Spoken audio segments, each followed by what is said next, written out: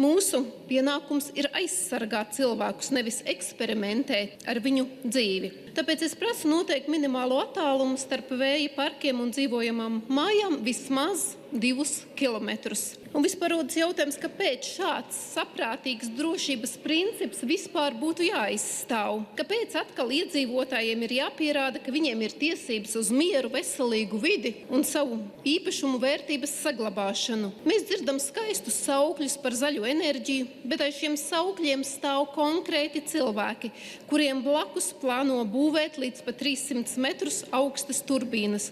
Būves, kas dominēs ainavā kilometru attālumā. Tās nav nelielas veidzirnavas. Tie ir industriāli parki, kur ietekme uz apkārtējo vidi un cilvēku dzīves kvalitāti vēl arvien tiek diskutēta. Nav izvērtēta ēnu mirguļošanas ietekme, nav izvērtēta zemfrekvences, trokšņu un infraskaņas ietekme, īpaši naktīs, kad skaņa izplatās tālāk un cilvēki vienkārši vēlas gulēt savās mājās klusumā. Mūsu pienākums ir aizsargāt cilvēkus, nevis eksperimentēt ar viņu dzīvi. Bet tā vietā mēs redzam pilnīgi kaut ko citu. Aiz šie likuma grozījumiem uz vidi novērtējuma regulējuma faktiski tiek radīta īpaša privilēģija vēja parkiem. Ja tie neatrodas aizsargājumās teritorijās, tad šī procedūra kļūst vienkāršāka, principā formāla, un sabiedrības iesaiste mazāka, iedzīvotāju balsis kļūst arvien klusākas.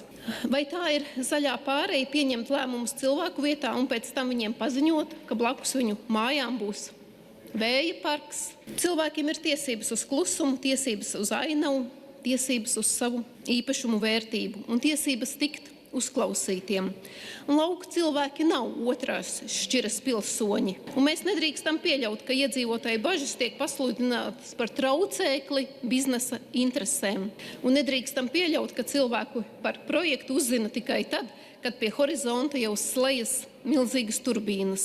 Un valstī ir pienākums šīs tiesības aizsargāt. Tāpēc es aicinu atbalstīt minimālo 2 kilometru distanci starp vēja parkiem un dzīvojamām mājām. Ja mēs šodien neaizstāvēsim iedzīvotājus, tad rīt viņi pamatoti jautās, kur bija saima, kad tika lemts par viņu mājām, viņu zemi un viņu nākotni.